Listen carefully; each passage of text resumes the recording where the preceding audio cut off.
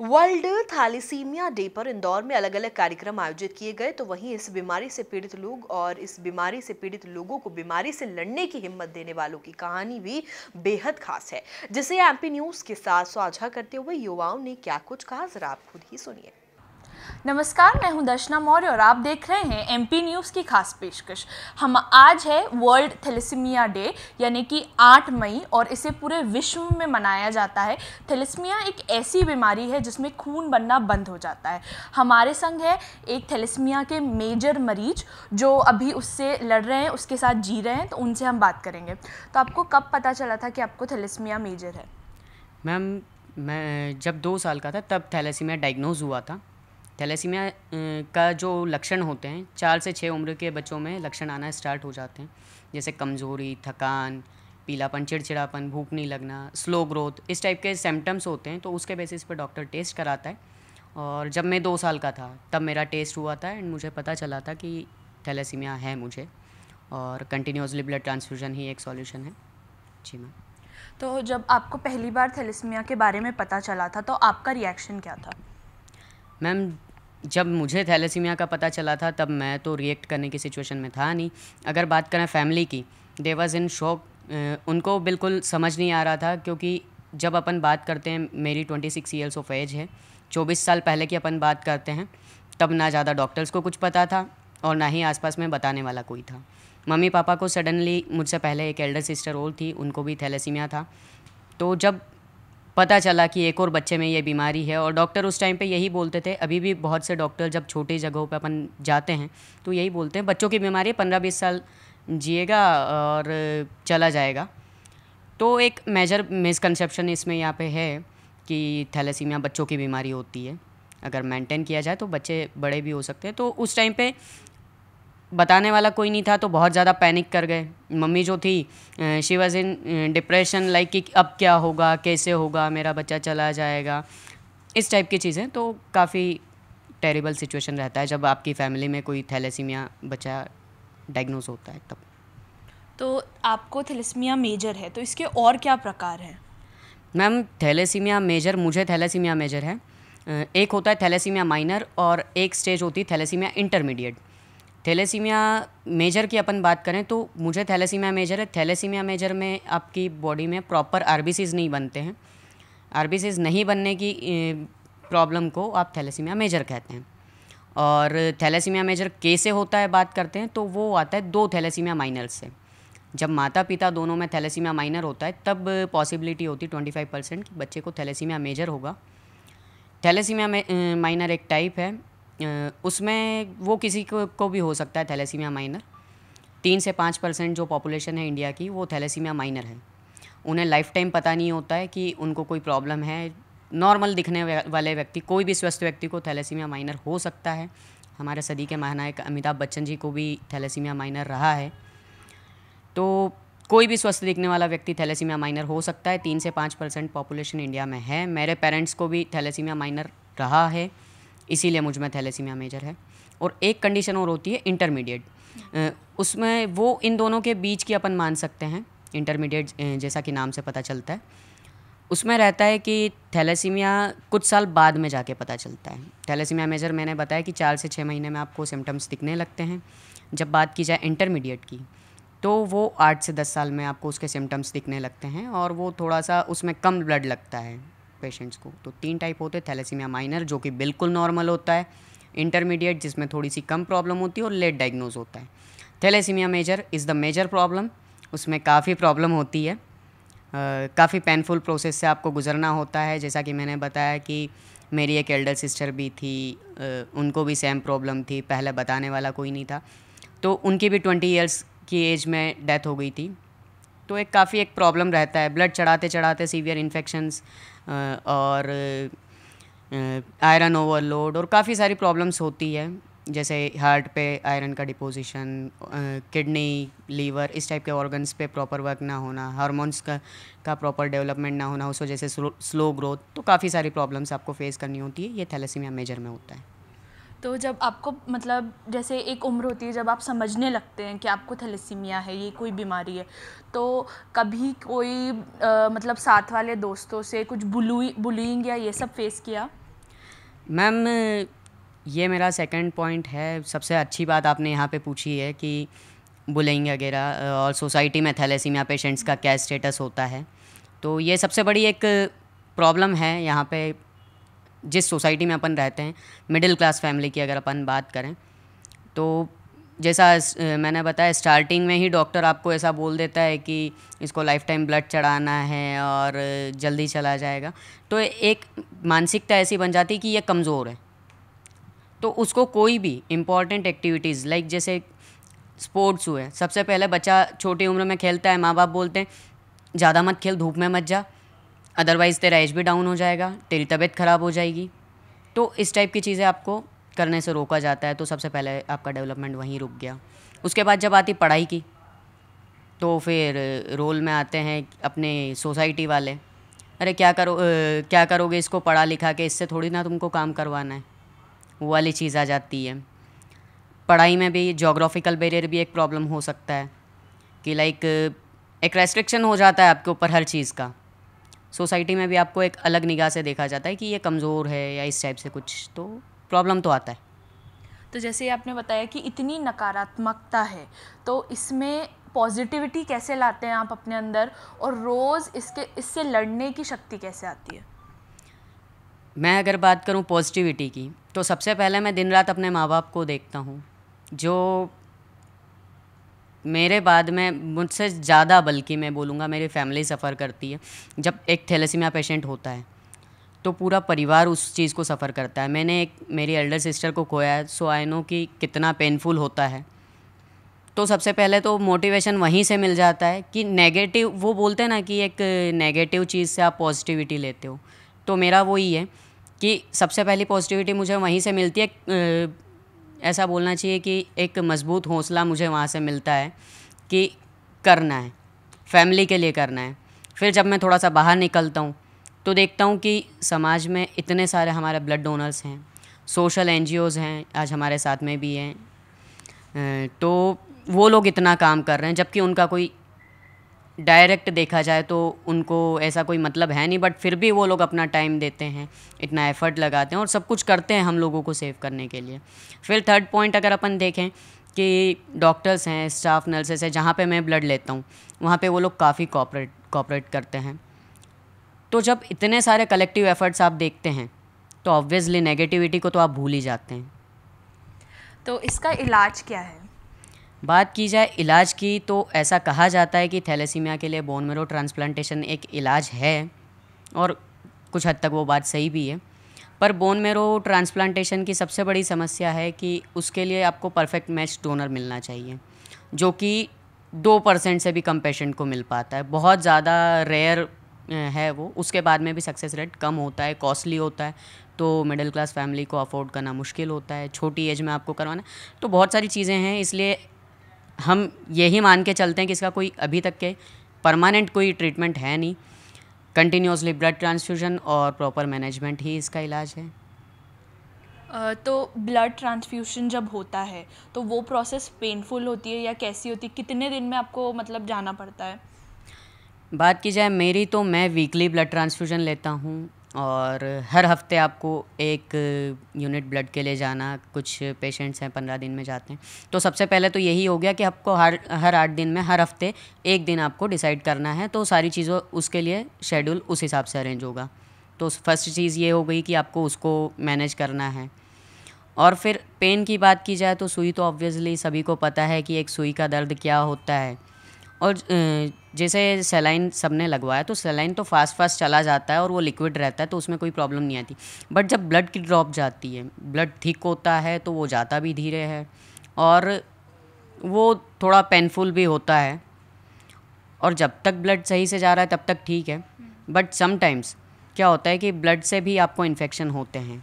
आपकी बॉडी कोई भी फॉरेन चीज़ के लिए एंटीबॉडीज़ क्रिएट करती है, उसको अपोज करती है, तो कभी कभार रिएक्शन भी हो जाता है। बहुत सी बार बुखार आना, ठंड लगना, खुजली वगैरह होना, दाने हो जाना। मुझे खुद को 2019 की बात की जाए तो सीवियर ब्लड रिएक्शन हुआ था, और मैं इस सिचुएशन में था कि शायद 8-10 दिन मैं आईसीयू में था, और इस सिचुएशन में था कि मैं रहूँगा या ना रहूँगा। डॉक्टर्स तक बोल चुके थे, कि कांट डू एनीथिंग। उस टाइम पे मेरा हार्ट ऑलमोस्ट नन वाली सिचुएशन में था, किडनी, तो कभी कभार सीवियर रिएक्शंस भी हो जाते हैं, तो काफ़ी कॉम्प्लिकेटेड रहता है ब्लड ट्रांसफ्यूजन का प्रोसेस। जैसे ब्लड ट्रांसफ्यूजन के बारे में आपने बताया, तो कभी क्या ब्लड डोनर ढूंढने में कोई परेशानी हुई है? ब्लड डोनर की बात की जाए, ब्लड डोनेशन की बात की जाए, तो आज तो हमारे बीच में काफ़ी सारी संस्थाएं हैं, पर जैसा मैं बता रहा हूँ कि मैं 24 साल से ब्लड ट्रांसफ्यूजन ले रहा हूँ, और मेरे पहले भी दीदी थी, तो मम्मी पापा ने काफ़ी प्रॉब्लम्स फेस की हैं जब तो मैं समझता भी नहीं था। यहाँ तक कि मम्मी पापा मेडिकल कॉलेज में MY में ब्लड ट्रांसफ्यूजन लेता हूँ, तो मेडिकल उस टाइम पे लोगों को ब्लड डोनेशन से घबराते थे।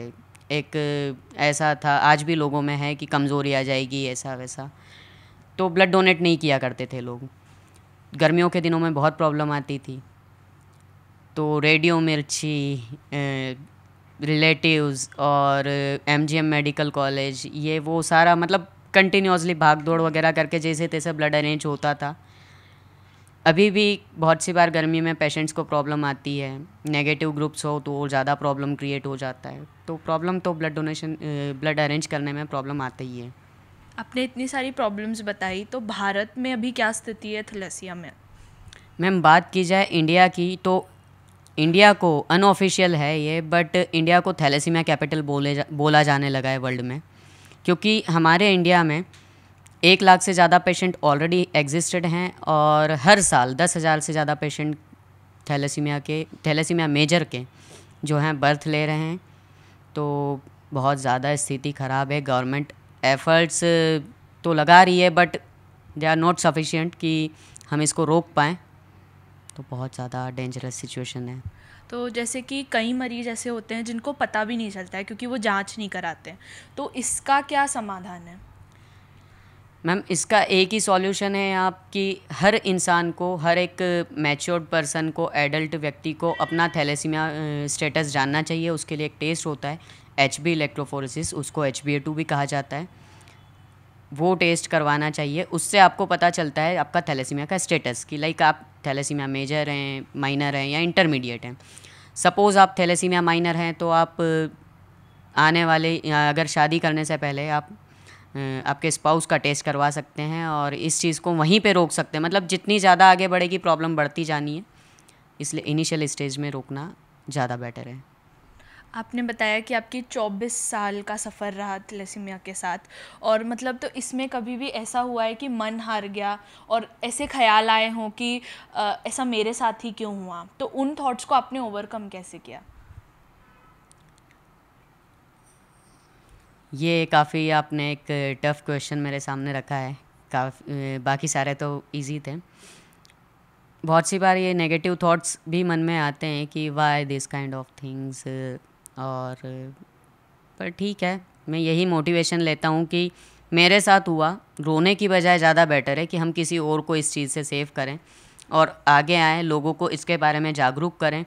और बाकी लोगों को, मेरे लाइफ का मोटो है कि अगर मैं एक भी लाइफ बचा पाया तो I am okay, satisfied with my life, कि किसी और का जीवन बच पाए। और हर थैलेसीमिया पेशेंट को, आज भी मैं एक इवेंट में गया था, वहाँ पे थैलेसीमिया पेशेंट्स फैमिलीज़ मेरे साथ में थी, मैंने वहाँ पे भी यही मोटिवेट किया। डॉक्टर्स, NGOs और गवर्नमेंट अपनी तरफ पे कर रहे हैं, हम लोगों का रिस्पॉन्सिबिलिटी है कि हमने जो पेन फील किया है कल कोई और वो ना देखे। तो अब हमारे संग एक संस्था है जो इस थैलेसीमिया के लिए बहुत काम कर रही है, तो उनसे जानेंगे, सर आपने अभी तक क्या क्या काम किया? हम लोग थैलेसीमिया ब्लड डोनेशन इस पर काम करते हैं रेगुलरली। अभी रिसेंट में हम लोगों ने last year world thalassemia day के उपलक्ष्य में world thalassemia awareness campaign run किया था, जिसमें इंदौर के विभिन्न जगह, कॉलेज, इंस्टीट्यूट, ऑफिस, जहाँ भी क्राउड वाली जगह है, वहाँ जाकर प्रेजेंटेशन दी, लोगों को बताया थैलेसीमिया कैसे होता है, क्यों होता है, कैसे बच सकते हैं। शादी से पहले हम लोग blood donation, HB electrophoresis test कराएं शादी से पहले, ताकि हमको पहले से पता चल जाए कि हम माइनर हैं थैलेसीमिया, तो आगे हम जिससे शादी करें वो उसका भी चेकअप कराएं।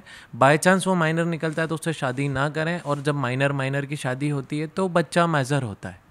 तो इसको रोकने के लिए हमने HB इलेक्ट्रोफोरेसिस टेस्ट जो बाहर 1000-1200 रुपये उसकी कॉस्ट है, हम लोगों ने वो फ्री ऑफ कॉस्ट रखी।